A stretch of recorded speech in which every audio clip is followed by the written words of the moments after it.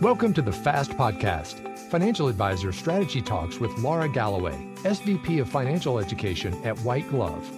Laura provides advisors with an opportunity to hear from some of the best minds in the business. Follow along to learn quick tips to help you grow your business, from gaining new leads to keeping current clients engaged, and everything in between. Now, on to the show. Hello and welcome to the FAST Podcast with your host, Laura Galloway from White Glove. Laura, what's going on? Hey, just so excited to be back here. Welcome and Happy New Year to you, Eric. Happy New Year. I'm so excited to be back with you. I know that we had some good holidays. We've talked about that, and it's been a nice little break, but I'm so glad to be back with you because you always bring on amazing guests, and I know you've got Phillip Ackers today. What are you guys talking about? So we are going to talk about succession planning today, Eric. I'm really excited about it. And let me tell you just a little bit about my guest, Phillip Ackers, before we jump into that. So Phil is the principal of Lakeshore Performance Unlimited, a company focused on helping firms and advisors address their key issues and challenges. Now, Phil has over 35 years in the financial services industry, and he has worked with firms and advisors both in the Canada and U.S., helping them unlock their potential.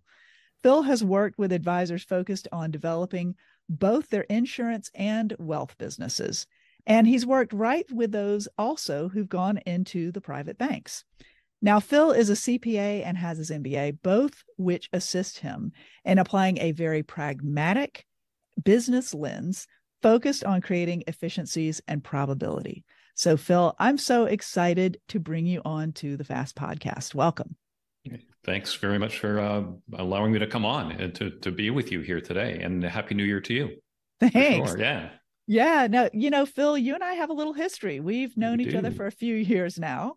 And we first met back when you were working with the folks at Sun Life. I did. Yes. Yeah. I recall that. And I was excited because you are the kind of leader that is very inspirational. You are a great teacher. But I got to hear you speak to some really high performers at Sun Life when you were doing some leadership training with those groups. And I was just really taken with you have a very, as you said, pragmatic style, of course, but you also have just a very warm and educational style, like the kind of feel that you want from a mentor. And what happened recently, I was reading LinkedIn and I saw a great post that you made on your you do your thought for a Thursday. I love reading those posts. Yeah. And this one, Phil, that caught my eye was all about the succession planning. And I thought, God, the way that mentoring style that you use, the way you talk to your leaders, the way you talk to your top producers, I thought you really unlocked a pretty complicated and challenging topic in a way that I thought our advisors here at the FAST Podcast could really benefit from hearing. So I'd love to just kind of jump into that a little bit and kind of maybe you can share with us so these guys know who they're listening to a little bit about why you were talking about this, a little bit about the thought for a Thursday and how that plays into some of the training and leadership you're doing today. Yeah, absolutely, Laura. It is succession planning is one of those things where advisory, the business has been around for a long, long time. Succession planning as a concept, though, really hasn't. You think about just advisors in the business. Many have been in the business 30, 40, and sometimes even 50 years. On the other side, though, some not so long, right? It is one of those businesses where there tends to be lots of attrition up front, but then it kind of smooths itself over time. And so from a succession planning point, one of the things that I realized, and certainly myself and others in the business for sure, realized that there tended to be this gap in the business. It's one thing that it's hard enough sometimes to get advisors to do annual business planning, working on their business, figuring out what am I going to do for the next year or two or three? What am I going to try to achieve here? But get them to think about something 30 years down the road, 20 years down the road, that tends to be a little bit more of a challenge. So there tended to be this gap in this concept of what happens when. And so when I was doing that piece for LinkedIn, that thought for Thursday, it was really, really focused in on one of the things that literally occurred that week, and we were thinking through that week, and that was, how do you now start to apply this concept or get folks, advisors, to start to think about a little bit more longer term. And so that post, as I say, was really, really targeted and focused in on that. So I'd love to just elaborate a little bit. We're talking about succession planning, like this is something everybody should know about, but literally to your point, people aren't talking about it. So I know that it's more than just selling your practice or what happens when you don't want to do your practice anymore. Why don't you kind of like talk through some of the nuances about what you mean and what you're kind of trying to guide people to think about as they are starting to consider succession planning?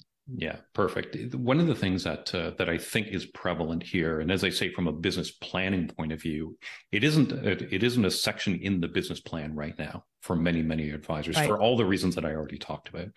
And so from that perspective, you think about succession planning, you think about how do you get them to think longer term. One of the things I think you have to do is, well, two things. One is get it in your business plan.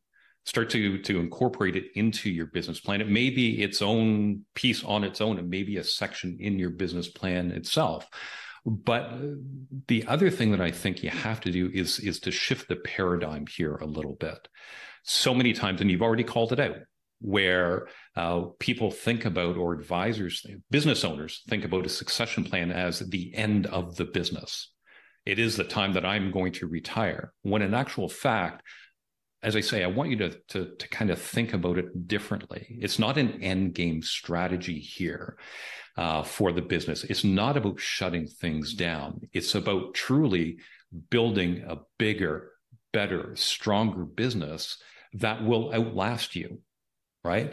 So think about it from that perspective. It's about realizing your lifetime of great work here. How are you going to do that?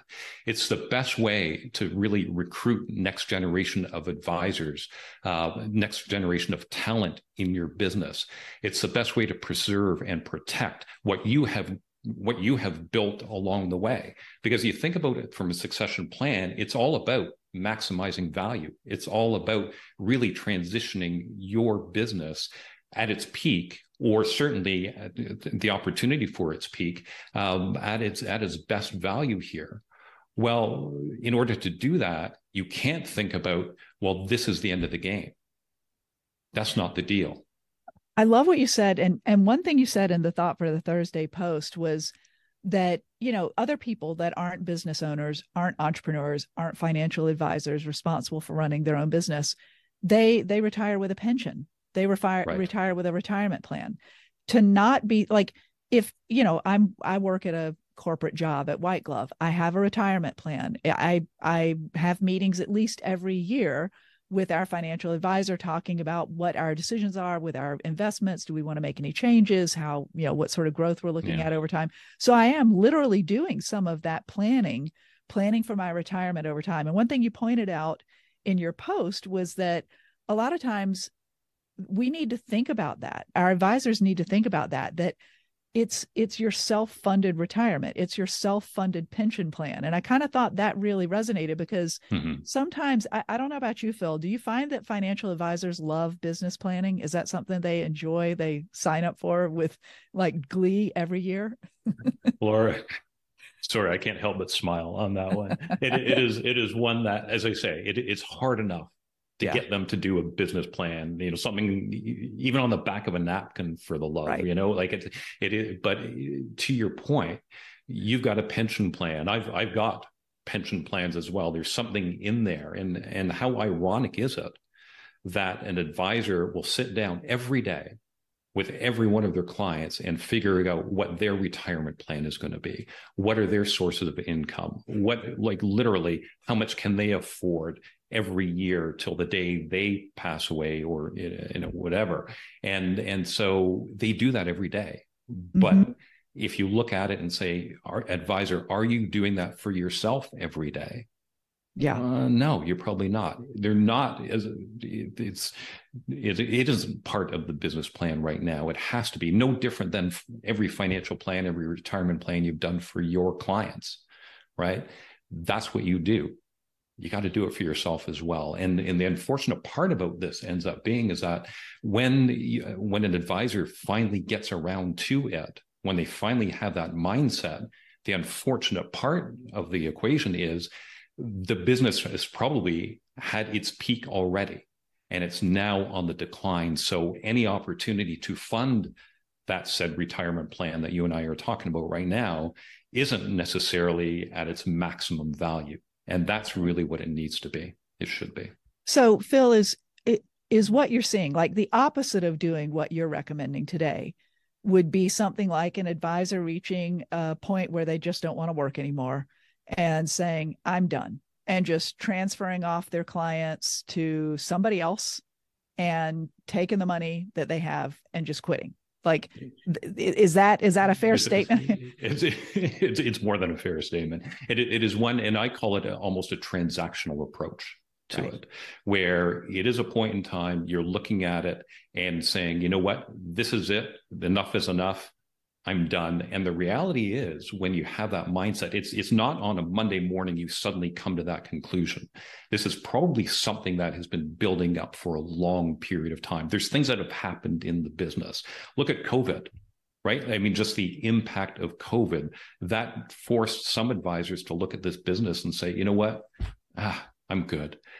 But It wasn't COVID on that Monday morning, how many years ago now, 2019 or whatever it was, it wasn't on that Monday morning that they finally had that realization. It happened long before that. So that transactional approach, that decision to sell my business, it is something that is not, you're not doing yourself any favors by doing that, right? And it is one where it might be COVID. It might be here in Canada, new regulations for CRM2 and disclosure or whatever. It may be a 2008. It may be what we've just gone through, from a markets perspective, and that, having to have that conversation with another client, and it gets to a point where you say, you know what, I'm good. I'm ready to go. You're not maximizing that value. Right. And so conversely, if you do have a succession plan and you do include this in your business plan, what are some things that, knowing that you're planning for your succession, like on a regular basis, on an annual basis at least, what are some actions that an advisor might take differently that you have seen? So if you're saying to somebody, instead of just putting it off until, I'm going to retire and here's how I'm going to transact this, carry out this transaction and be done with it, what would they be doing differently? So we're saying include it in your business planning. Can you just kind of talk to us a little bit and show how that mindset might cause a financial advisor to do things differently today? Yeah, this is going to sound eerily familiar as a business plan, right? Because if you think about the purpose of a business plan, it's about, what do you want to accomplish over the next year, 3 years, 5 years? What do you want your growth to look like? What do you want your team to look like? All of those things are true elements here of not just a business plan, but if you think about a true succession plan, it's about everything that you're doing in a business planning format. It's about maximizing your value. It's about refining your business, refining your practice. It's about looking at, what do you want your ideal client makeup to look like? It's all of those things.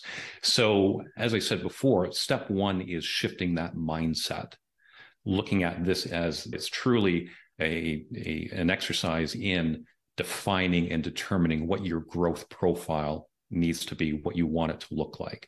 The second thing that I would say here, Laura, is that just like advisors do with their clients, one of the things that advisors do from a retirement perspective is they want their clients to envision what retirement will look like. What do your clients want to achieve by retiring at age 62? Why age 62? Advisors need to do the same thing. They need to have that crystallized in their mind that says, if I'm looking to exit the business at age 62 or 65 or 70 or whatever the case may be, what is the reason for doing that, right? So it ends up being a case where, just like a business plan, understanding what your vision is post-succession, what your mission is post-succession here, crystallizing what you want your life to look like post succession or post-retirement. And then you get into more logistical type things. And here again are key elements of any good business plan. It's about understanding your key metrics, the things that you need to achieve, the ones that need focus here, looking at compliance issues, right? Staffing, HR, is this a team that has the ability here to grow and continue on with the business? A SWOT analysis, strengths, weaknesses, opportunities, threats. Keep in mind that the same thing, the strengths and the opportunities are the things that tend to increase the value. If you're able to capitalize on those will increase the value of your practice. The weaknesses and threats are the things that will actually take away value if you're not addressing them appropriately. So if you look at all of those key elements of not just a business plan, but you have those same elements in mind from a succession planning point of view, all of a sudden your succession plan starts to take on a life of its own. The same thing that you are driving towards from a pure business planning perspective are the same things that are going to benefit you and benefit the value of your succession plan as you continue on. And of course, the other things are operational in perspective. You've got to think about this from who is that successor going to be, and what are the things that are going to appeal to them? So many of those things are already in a business plan today. Yeah. You just got to change your mindset. You got to change how you approach those. And as I said before, this is not to end your business 5 years from now, but how do you ensure that your business is going to continue on for the next 10, 15, 20 years? Really that legacy that you have worked so many years to build and to be able to enjoy from your side. Well, and certainly we also, as you're saying, this business that you built, the relationships that you built, how are you going to ensure that these people that you've been taking care of for all of these years remain taken care of, these families that you've helped build and grow and you've been through so many things with over these years? So I love that. And I really like a key nugget that I think advisors would be wise to take away from this is a succession plan is part of your business plan. It is a business plan. It's not something you think about later. It's absolutely a part of your business plan. I think just like that mindset, like, oh, of course I'm succession planning. It's part of my business plan. It becomes that easy, right? It is literally that easy, or it should be that easy. I mean, they're clearly, and you bring up a great point here, Laura, and that is when you look at the relationships that you've had with your clients. Now, I'll come back to the point. Most advisors are doing some form of retirement planning or financial planning with their clients. They are planning for them out to the age of 90, 95, 30 years, 40 years, 45 years, 50 years. Well, you start to get a little gray hair like I have here, and clients start to realize maybe they don't call it out right away, but there always is going to be that question that if I need assistance, if I need advice for the next 20, 30, 40 years of my life, Phil, if it's not going to be you, Laura, if it's not going to be you, then who's it going to be? Right. Right. And so that's a key element, those great relationships that you have enjoyed. And of course, your clients have enjoyed. What's that going to look like 10 years from now, 15 years from now? Yeah. You another thing you put in your post that I thought was so smart, you don't want to race your clients to retirement, right? No, I've got gray hair. You've got gray hair. Right? Not that you do, right? But your client does. Absolutely. Yeah. And you are, as I say, it is something where the planning required, the assistance, the advice, the direction, the shoulder to be able to lean on. Is a shoulder that needs to be there for 30, 40 years. And that's the reason why they joined your firm in the first place. That's a reason why they are looking to advice. It's a reason why they're not doing it on their own. And because they have defined and determined that they need help, they need advice. So you've already got them sold. It's just a case of how are you now going to deliver, not just over the next 10 years, over the next 5 years, 15 years, but how are you going to help them and ensure that they are being helped for the remainder of their days? Yeah, so important. I want to back up a minute, Phil, because before I just asked you that last question, you were talking a bit, and you were saying you mentioned the word growth, I bet like 5 or 6 times. And I just want to like call it out, because I think when we're talking about succession planning, and again, knowing the mindset of a lot of advisors, FAs are thinking, oh, that's what I do when I get close to retirement.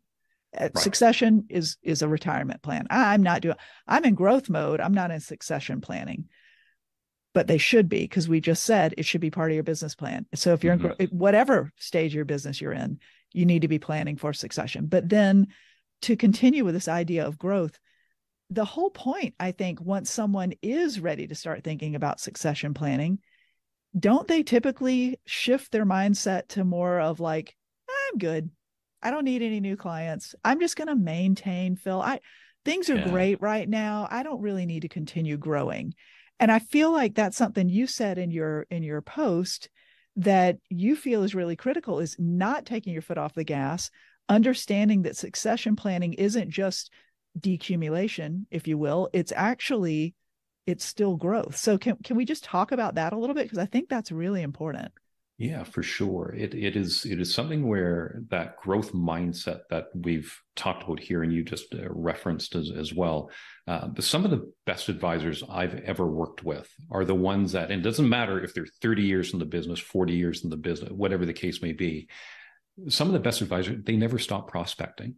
They are always looking. They're always looking to grow, because one of the things that they have realized year over year over year, and they figured out a long, long time ago, this is a business of, unfortunately, it can be a business of attrition here, right? The market, we saw the market, 10%, 15%, 20% last year.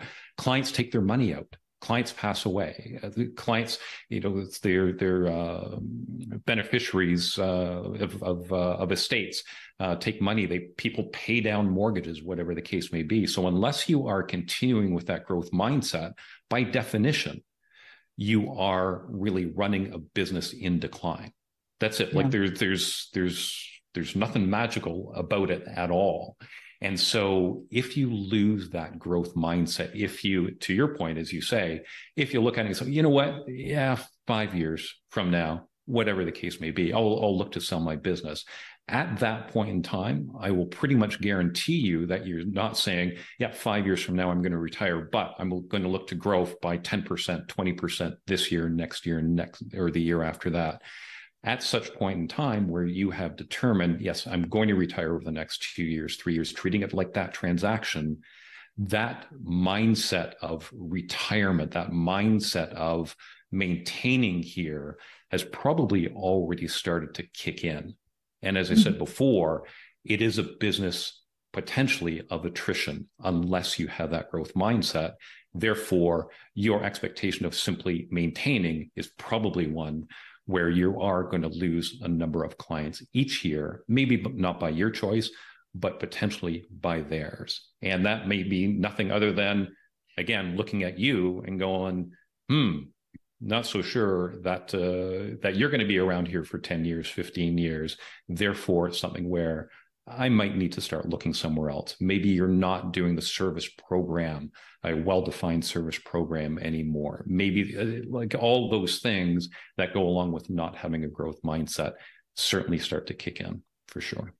Well, and just to tie it back to what we were saying at, an earlier point about the pension or whatever, the plan for your retirement. So if an FA says, oh, I'm going to sell the business in 5 years, and then at that point starts taking the foot off the gas. Oh, yeah. What happens to that pension? What happens to the valuation of that business? Right? Exactly. So can you talk through a little bit about that? Just again, if you're not growing, you're what? If you're not growing, you are declining. Like the value of your business is declining. And so that is one of the, when you look at what we've talked about already here, Laura, and that is, it's got to be part of your business plan. You have to have that growth mindset. By definition, it is something that needs to happen probably 10 years, at least 10 years before your eventual, whether that's 65 or 62 or whatever the case may be, it's something that has to happen at that point in time. And so in the absence of that, if it is, you focus much more on that transactional type approach, it is very much like, if you've got a defined contribution plan, or if you've had one, I've got one, I got a couple of them actually, and so on. If that is, it's all based on what is the value of it at some point in time. Mm-hmm. And so if you lose that growth mindset, if you are in a business in decline here, the value of that potential liquidation event here, the value of when you convert that defined contribution plan into something else, an annuity or whatever the case may be, the unfortunate reality is that the value that you're going to convert it at that point in time is going to be less than probably what it was 2 years earlier, 3 years earlier. And unfortunately, by then, I do, every advisor who advises their clients on their 3 options that they have when it comes time to do some pension planning here, it's all based on the simple fact of you want to have maximized the value to be able to convert it at its highest potential price. Yeah. Yeah. And it's just, I think it's really powerful to think about that this is something, an advisor is in control of. This is something you can actually plan, take advantage of, get the maximum of, if you do think about it strategically as the business plan, as you've been saying today, and make sure that you keep that growth mindset and that you keep prospecting, you keep bringing in new leads, you keep asking for those referrals, and you keep working on a service program that makes people want to stay with you rather than, an event happens, the, person passes on and the family doesn't have a relationship with you and all that kind of stuff. So I think you've made a great case for the succession planning and about thinking about it as just another part of your business plan. And, again, advisors, you're doing this with your clients. Are you doing it for yourself? Why wouldn't you? Right. Right.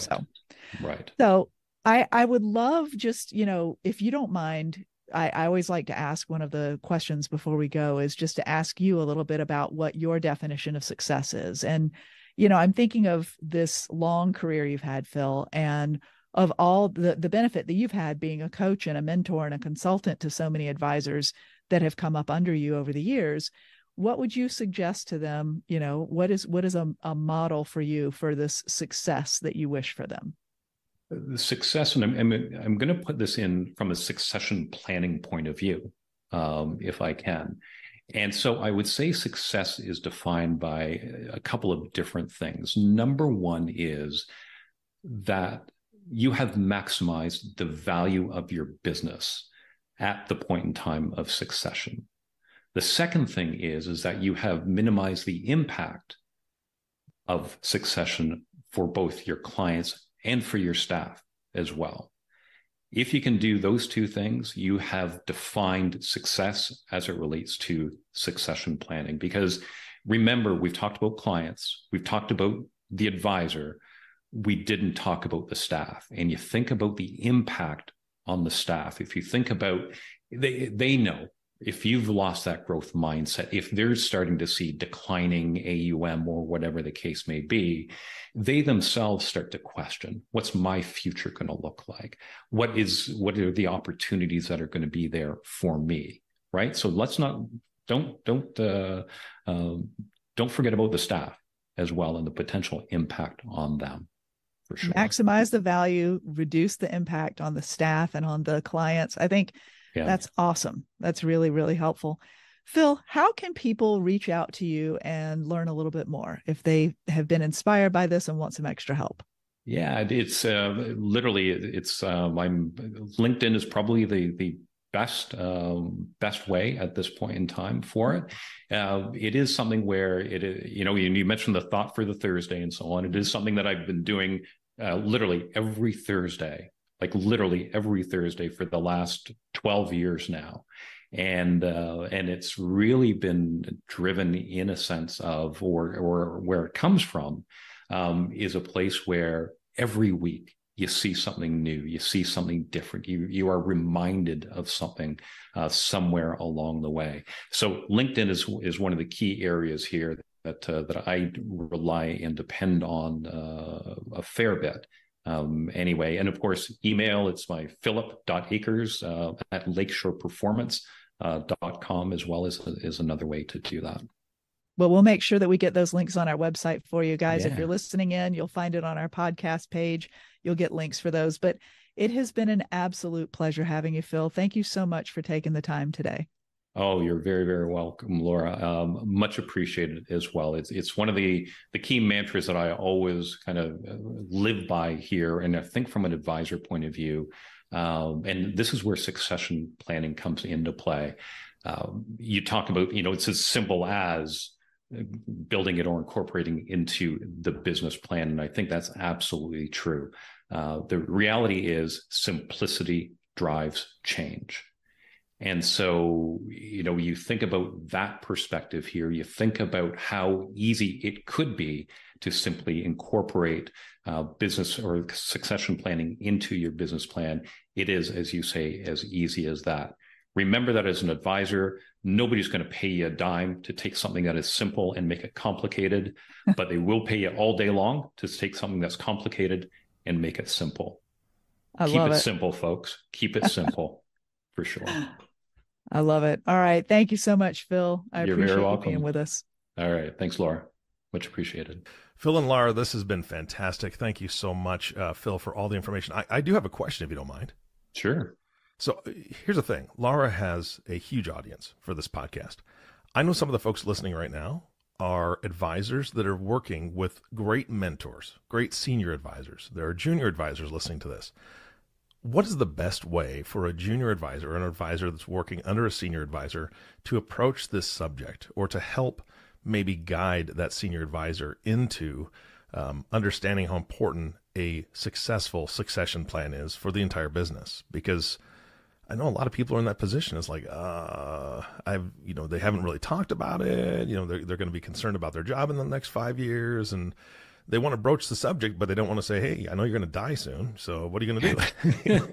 What's a better way than that? Couldn't help notice the gray of the on the temples there, yeah. For sure. Yeah, number one, I am an absolute advocate of from an advisor perspective. I'm an absolute advocate in bringing your team in and having them participate in business planning sessions.